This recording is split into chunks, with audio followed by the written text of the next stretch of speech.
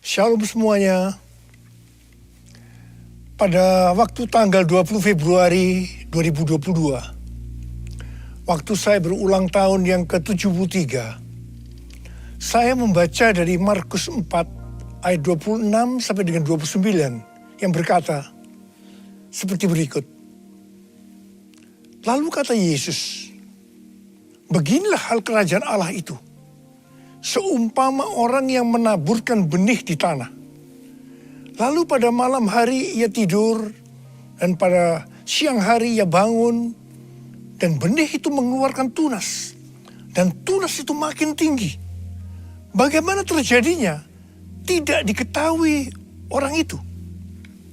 Bumi dengan sendirinya mengeluarkan buah. Mula-mula tangkainya, lalu bulirnya, kemudian butir-butir yang penuh isinya dalam bulir itu. Apabila buah itu sudah cukup masak, orang itu segera menyabit. Sebab musim menuai sudah tiba. Melalui perikop ini, Tuhan berkata bahwa musim menuai sudah tiba. Musim menuai sudah tiba. Hari-hari ini kita sedang memasuki masa penuaian jiwa. Masa penuaian bagi generasi muda yang kita kenal dengan generasi Yeremia.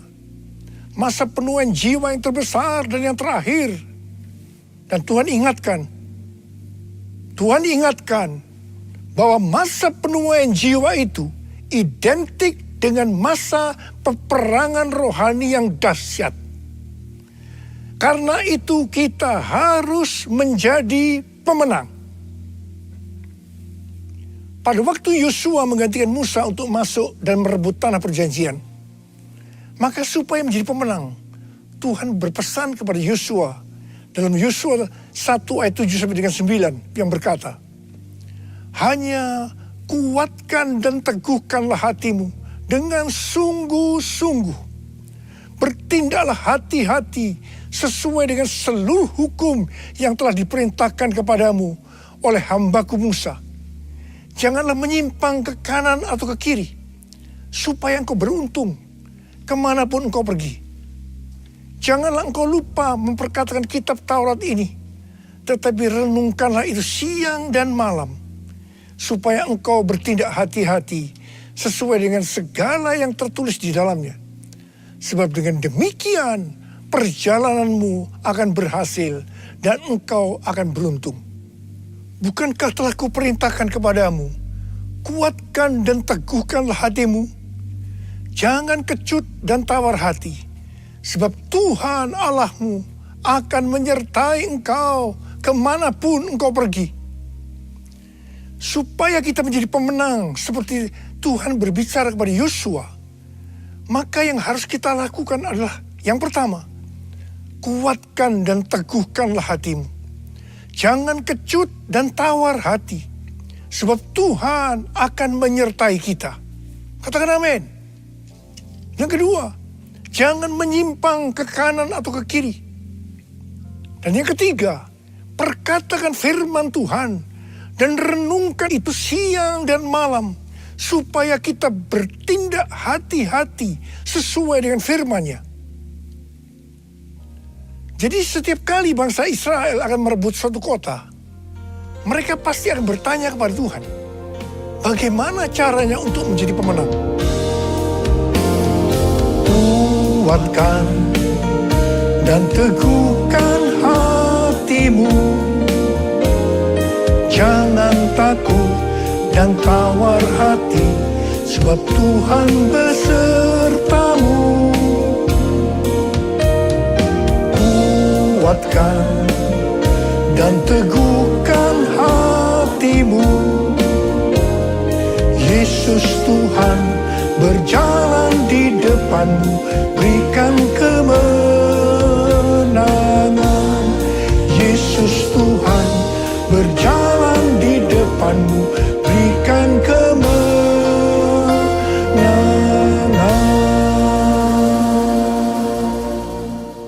Pada suatu hari, ketika mereka akan merebut kota Ai, mereka tidak bertanya kepada Tuhan, Karena menganggap Ai adalah kota kecil dan jumlah orangnya sedikit.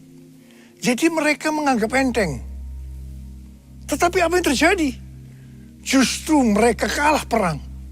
36 orang mati.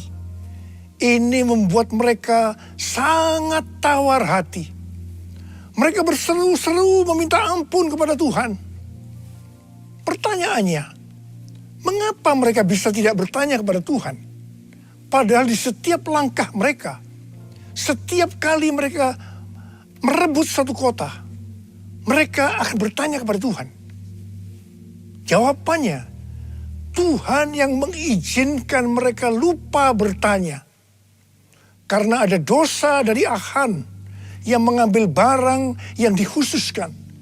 Sehingga Tuhan murka terhadap orang Israel. Kekalahan bangsa Israel ini merupakan pelajaran bagi kita. Kalau kita teledor dengan hal-hal yang seharusnya kita bertanya kepada Tuhan, tetapi tidak kita lakukan, sehingga terjadi hal-hal yang tidak kita inginkan, kita harus introspeksi. Apakah ada dosa yang kita lakukan yang belum diselesaikan dengan Tuhan? Sebab ini akan bisa berakibat seperti yang dialami oleh bangsa Israel. Kalau kita melihat pesan Tuhan Yesus kepada 7 sidang jemaat dalam Wahyu 2 dan Wahyu pasal 3, di mana ini juga berbicara tentang pesan Tuhan Yesus kepada gereja sepanjang masa, termasuk gereja masa kini, maka selalu akan diakhiri dengan kata-kata sebagai berikut. Barang siapa bertelinga, hendaklah mendengarkan apa yang dikatakan oleh Roh kepada jemaat-jemaat. Dan barang siapa menang, upahnya adalah masuk surga. Sekali lagi, bahwa peperangan rohani berhubungan erat dengan menjadi pemenang. Kita harus menjadi pemenang dalam melawan dosa, iblis, dan kedagingan kita. Kuncinya adalah mendengarkan apa yang dikatakan oleh Roh dan melakukannya. Ingat saudara, hanya para pemenang yang masuk surga. Kisah Para Rasul 13 ayat 22 berkata bahwa tentang Daud, Allah telah menyatakan, aku telah mendapat Daud bin Isai, seorang yang berkenan di hatiku dan yang melakukan segala kehendakku. Daud berkenan di hati Tuhan karena melakukan segala kehendaknya. Tadi dikatakan bahwa pemenang adalah orang yang mendengarkan apa yang dikatakan oleh Roh dan melakukannya. Jadi Daud adalah seorang pemenang. Ini tidak berarti bahwa Daud tidak pernah berbuat dosa. Mungkin dosa Daud dengan peristiwa Batsheba merupakan dosa yang sangat besar. Tetapi yang penting, bagaimana Daud menyelesaikan dosa itu dengan Tuhan. Tidak banyak orang seperti Daud yang ketika ditegur dosanya langsung mengaku dan minta ampun. Banyak yang justru sebaliknya, mereka belit dan tidak jujur. Selain itu, Daud tidak berulang-ulang melakukan dosa yang sama. Kalau dia sudah bertobat terhadap suatu dosa, dia akan benar-benar bertobat dan tidak akan mengulangi lagi. Pada waktu itu, Daud lari dari Yerusalem karena anaknya Absalom memberontak dan mau membunuh dia. Di tengah perjalanan, ketika hati Daud sedang sedih dan dia menangis, tiba-tiba ada seorang yang bernama Simei, salah satu keluarga dari Saul, di hadapan para pahlawan dan prajurit-prajuritnya. Dia mengutuk Daud habis-habisan sambil melemparinya dengan batu. Pada waktu Abisai, seorang pahlawan dari Daud, melihat itu, dia minta izin kepada Daud untuk memenggal kepala Simei. Tetapi apa jawaban Daud? Perhatikan jawaban Daud ini. Biarlah dia mengutuk. Sebab apabila Tuhan berfirman kepadanya, kutukilah Daud. Kita bisa apa? Sedangkan anak kandungku ingin mencabut nyawaku. Apalagi dia yang bukan keluargaku. Biarkanlah dia. Dan biarkan dia mengutuk. Sebab Tuhan yang telah berfirman padanya demikian. Mungkin Tuhan akan memperhatikan kesengsaraanku ini. Dan Tuhan akan membalas yang baik kepadaku. Sebagai ganti kutuk orang itu kepadaku hari ini. Saudara, dalam pelayanan saya, mungkin saya ini termasuk salah seorang hamba Tuhan yang paling banyak dimaki-maki dan dikutuki orang. Terus terang saya banyak belajar dari Daud ini. Saya bersyukur kepada Tuhan bahwa sampai dengan hari ini, saya masih diberi kesanggupan oleh Tuhan untuk melakukan seperti apa yang telah dilakukan oleh Daud. Akhir daripada pemberontakan Absalom, anak Daud, itu berakhir dengan kematian dari Absalom. Ketika Daud pulang kembali ke Yerusalem dan ia sampai ke tepi sungai Yordan, maka banyak orang yang menyambut dia, termasuk Simei. Simei sujud di hadapan Daud untuk minta ampun. Di sini kembali Abisai, pahlawan Daud, salah seorang pahlawan Daud tadi, yang pernah minta izin untuk memenggal kepala Simei, berkata kepada Daud agar Simei dihukum mati karena dia mengutuki orang yang diurapi Tuhan. Tetapi Daud dengan tegas berkata kepada Abisai, tidak. Kemudian Daud berkata kepada Simei, engkau tidak akan mati. Dan Daud bersumpah kepadanya. Puji Tuhan saudara, sampai dengan hari ini, dengan kekuatan yang diberikan oleh Tuhan, saya tidak pernah dendam kepada orang-orang yang dengan sengaja atau tidak sengaja berbuat jahat kepada saya. Meskipun mereka tidak minta maaf, saya tetap melupakan apa yang pernah mereka lakukan kepada saya. Haleluya.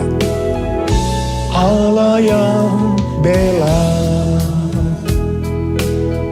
siapa lawan dia? Lebih dari pemenang dalam segala hal. Aku pasti dapat lakukan semua, melakukan semua. Yesus yang beri kekuatan, oh terpujilah namanya. Yesus yang beri kekuatan, oh terpujilah namanya. Menjelang kematiannya, Daud memberikan pesan kepada Salomo. Salah satunya adalah mengenai Simei ini. Daud berkata kepada Salomo, juga masih ada padamu Simei bin Gera, orang Benyamin dari Bahurim. Dialah yang mengutuki aku dengan kutuk yang kejam pada waktu aku pergi ke Mahanaim. Tetapi kemudian dia datang menyongsong aku di tepi sungai Yordan. Dan aku bersumpah kepadanya, demi Tuhan, tidak akan kubunuh engkau dengan pedang. Sekarang, janganlah bebaskan dia dari hukuman. Sebab engkau orang bijaksana dan tahu apa yang harus kau lakukan kepadanya untuk membuat yang ubanan itu turun dengan berdarah ke dunia orang mati. Wow, banyak komentar yang muncul dengan adanya pernyataan Daud ini. Ada yang bilang, sayang sekali Daud yang terkenal berkenan di hati Tuhan karena menuruti segala perintahnya, ternyata masih menyimpan dendam kepada Simei. Padahal dia sudah bersumpah untuk mengampuni Simei. Ada juga yang berkomentar, peristiwa Ini adalah di perjanjian lama. Tidak bisa dibandingkan dengan peristiwa di perjanjian baru. Tapi bagi saya, secara pribadi, waktu saya membaca peristiwa ini, justru mempunyai pengertian yang berbeda dengan tafsiran yang ada di atas tadi. Bagi saya, ini bukan karena Daud dendam kepada Shimei, tetapi karena Tuhan yang akan menghukum Shimei karena perbuatannya kepada Daud. Tuhan memberitahukan hal itu kepada Daud, dan Daud memberitahukannya kepada Salomo. Cerita ini belum berakhir. Sekarang mari kita lihat, apakah pengertian yang saya dapatkan itu benar atau tidak. Apa yang Salomo lakukan kepada Shimei? Sebagai seorang yang bijaksana, Salomo memanggil Shimei dan berkata, "Kamu buat rumah di Yerusalem, dan kamu tinggal di sana, janganlah kamu keluar kemana-mana. Pada saat kamu keluar dan menyeberangi sungai Kidron, pastilah engkau dibunuh dan darahmu akan ditanggungkan kepadamu sendiri." Shimei bersumpah dan setuju dengan perjanjian itu. Setelah lewat 3 tahun, 2 hamba dari Shimei lari kepada Raja Gad. Ketika Shimei mengetahui hal ini, maka dia menjemput kedua hambanya itu. Dia lupa akan sumpahnya. Atau lebih tepat saya pakai istilah, bahwa Tuhan membuat dia lupa pada sumpahnya. Setelah Shimei kembali ke Yerusalem, dia dipanggil oleh Salomo. Dia diingatkan akan perjanjian yang mereka buat dengan bersumpah. "Mengapa engkau tidak menepati sumpah demi Tuhan itu dan perintah yang kuperintahkan kepadamu?"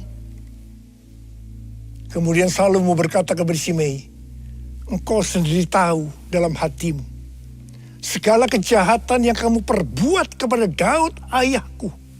Maka Tuhan telah menanggungkan kejahatan itu kepadamu sendiri." Akhirnya Shimei dihukum mati dengan cara dipancung.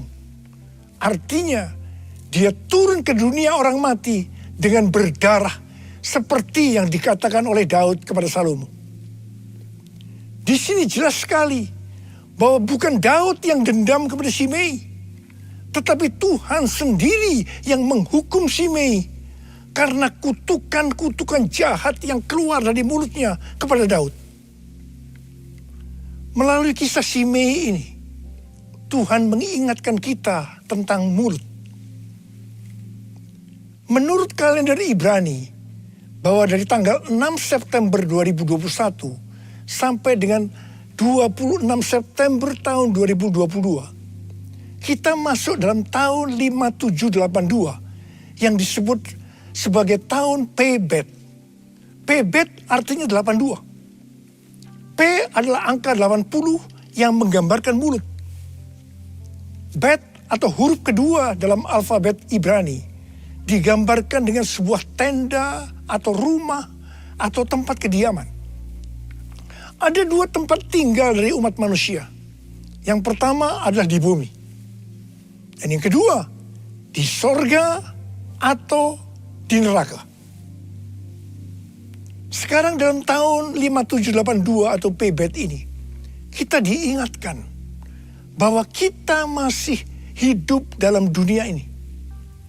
Tetapi segala apa yang kita lakukan, apa yang kita ucapkan, apa yang kita tuliskan dan ucapkan di media sosial, bukan seperti cara-cara dunia, tetapi harus dengan cara surga. Microsoft merilis tentang indeks keberadaban digital atau Digital Civility Index yang menunjukkan tingkat keberadaban pengguna internet atau netizen sepanjang tahun 2020. Ternyata tingkat keberadaban netizen di Indonesia sangat rendah. Dari survei terhadap 16.000 responden di 32 negara, Indonesia berada di peringkat 29 dan yang terburuk di Asia Tenggara. Wow, saya percaya dari netizen ini pasti juga termasuk orang-orang Kristen. Saya akan mengingatkan kepada saudara tentang perkataan Tuhan Yesus dalam Matius 12 ayat 36 dan 37 yang berkata, "Tetapi aku berkata kepadamu, setiap kata yang sia-sia yang diucapkan orang harus dipertanggungjawabkannya pada hari penghakiman. Karena menurut ucapanmu engkau dibenarkan, dan menurut ucapanmu pula engkau akan dihukum." Tuhan Yesus akan datang segera. Maka karena itu, kita semua harus berhati-hati dengan mulut kita. Dengan apa yang kita tulis atau perkatakan di media sosial. Apakah itu hoax atau ujaran kebencian, supaya jangan kita dihukum. Mulutku penuh dengan pujian kepadamu ya Yesus Tuhan. Sepanjang hari ku beri penghormatan kepadamu ya Allahku. Kepadamu ya Allahku. Kepadamu ya Allahku. Kita harus mengingat 1 Korintus 6 ayat 19 yang berkata, "Atau tidak tahukah kamu bahwa tubuhmu adalah bait Roh Kudus yang diam di dalam kamu? Roh Kudus yang kamu peroleh dari Allah. Dan bahwa kamu bukan milik kamu sendiri." Sekali lagi saya ingatkan bahwa tubuh kita bukan milik kita sendiri. Mulut kita bukan milik kita sendiri, tetapi miliknya Tuhan Yesus. Karena kita sudah dibeli dengan harga yang mahal dari kuasa iblis dengan darah Tuhan Yesus sendiri. Kita harus menggunakan mulut untuk berbicara hal-hal yang sesuai dengan firman Tuhan. Termasuk juga saat berbicara dan menulis di media sosial. Karena itu, sekali lagi saya mau katakan, jadilah pemenang. Jadilah pemenang. Saya berdoa agar kita semua menjadi pemenang. Dan sekali lagi, hanya pemenang yang masuk sorga. Saya mau berdoa buat saudara. Ada berapa banyak di antara saudara yang berkata kepada Tuhan, "Tuhan, saya mau jadi pemenang. Saya mau jadi pemenang." Mari angkat tangan kita. Kita nyanyikan lagu ini bersama-sama. Allah yang bela, siapa lawan Dia? Lebih dari pemenang dalam segala hal. Ku pasti dapat, aku pasti dapat lakukan semua, melakukan semua. Yesus yang beri kekuatan, oh terpujilah namanya. Yesus yang beri kekuatan, oh terpujilah namanya.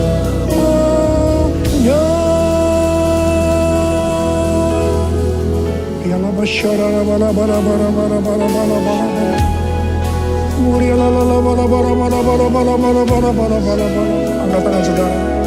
Saudara mau didoakan, mau jadi pemenang. Angkat tangan. Tuhan, kau melihat tangan-tangan yang terangkat saat ini. Anak-anakmu mau jadi pemenang ya Tuhan.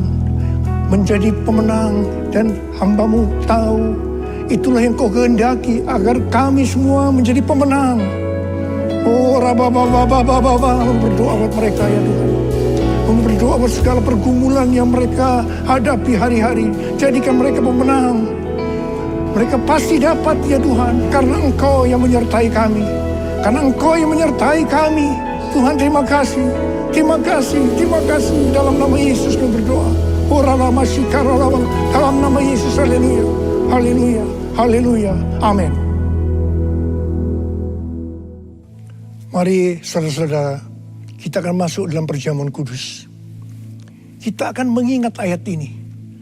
Sebab setiap kali kamu makan roti ini dan minum cawan ini, kamu memberitakan kematian Tuhan sampai ia datang. Perjamuan kudus adalah perjamuan Tuhan Yesus sendiri. Setiap kali kita masuk dalam perjamuan kudus, Tuhan Yesus selalu berkata, biarlah ini menjadi peringatan akan daku. Karena itu mari kita arahkan hati kita kepada kebaikan Tuhan. Supaya kita lebih mengasihi Tuhan Yesus. Supaya kita lebih mengasihi satu dengan yang lain. Mari kita tundukkan kepala. Tuhan, siapakah kami ini sebelum kami mengenal Engkau?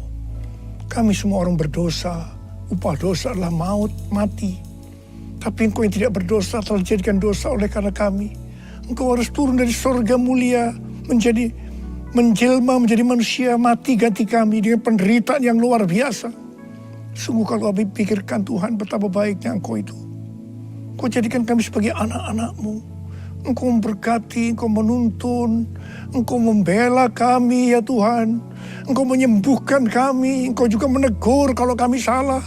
Itu Engkau ya Aba, itu Engkau ya Aba. Tuhan terima kasih. Tuhan terima kasih.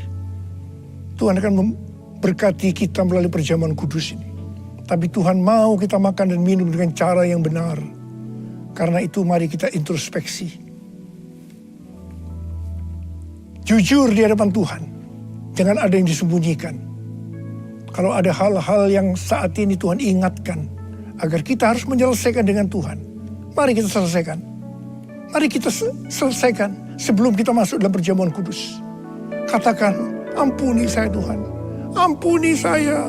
Ampuni saya. Ampuni saya Tuhan. Ampuni saya.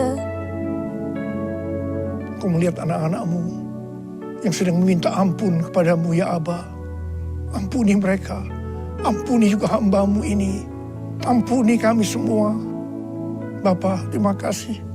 Kami akan masuk dalam perjamuan kudus dengan hati yang penuh ucapan syukur.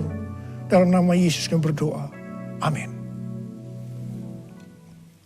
Sekarang mari kita angkat roti di tangan kanan kita tinggi-tinggi.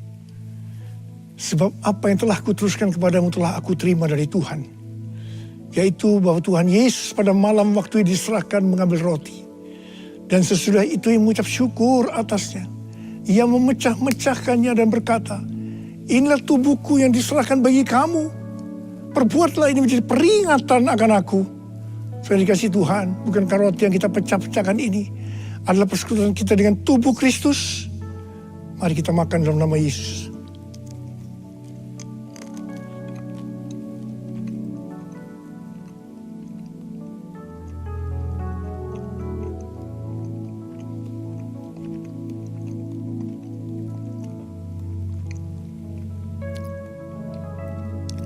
Mari, angkat cawan di tangan kanan kita tinggi-tinggi. Demikian juga ia mengambil cawan sesudah makan, lalu berkata, cawan ini adalah perjanjian baru yang dimeteraikan oleh darahku. Perbuatlah ini, setiap kali kamu meminumnya menjadi peringatan akan aku. Sudah dikasih Tuhan, bukankah cawan pengucapan syukur, yang atasnya kita ucapkan syukur, adalah persekutuan kita dengan darah Yesus. Mari kita minum dalam nama Yesus.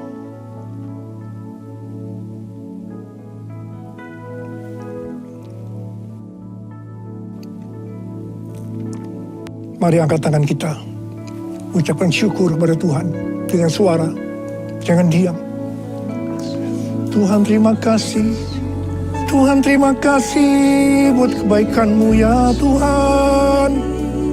Oh rala bara bara bara bara bara bara. Terima kasih. Terima kasih Tuhan. Terima kasih. Tuhan terima kasih. Tuhan Engkau melihat anak-anak-Mu semua ya Tuhan.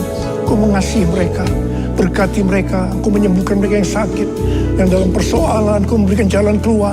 Mujizat terjadi dalam kehidupan mereka. Terima kesembuhan, terima mujizat Tuhan, terima.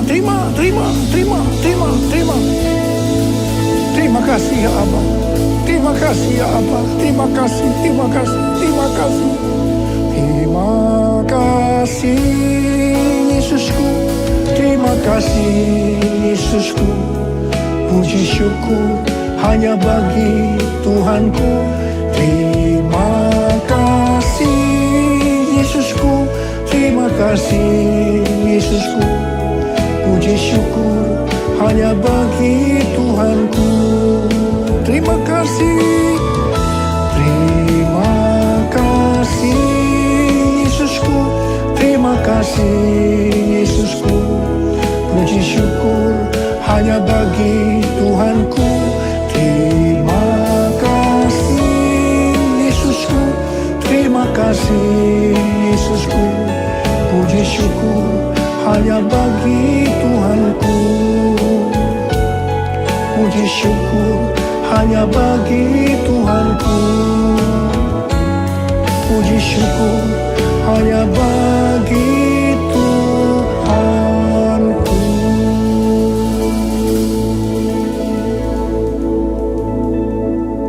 Oh, Rarabasyama, terima kasih ya Allah. Terima kasih, terima kasih, terima kasih, terima kasih ya Allah. Terima kasih. Angkat tangan saudara, terimalah berkat Tuhan. Kasih karunia berlimpah-limpah daripada Allah Bapa dalam Anak yang tunggal Yesus Kristus. Persekutuan yang manis dengan Roh Kudus menyertai saudara sekalian mulai hari ini. Sampai Tuhan Yesus datang menjemput kita di awan-awan dan bahkan sampai selama-lamanya. Yang percaya bersama-sama katakan, Amin.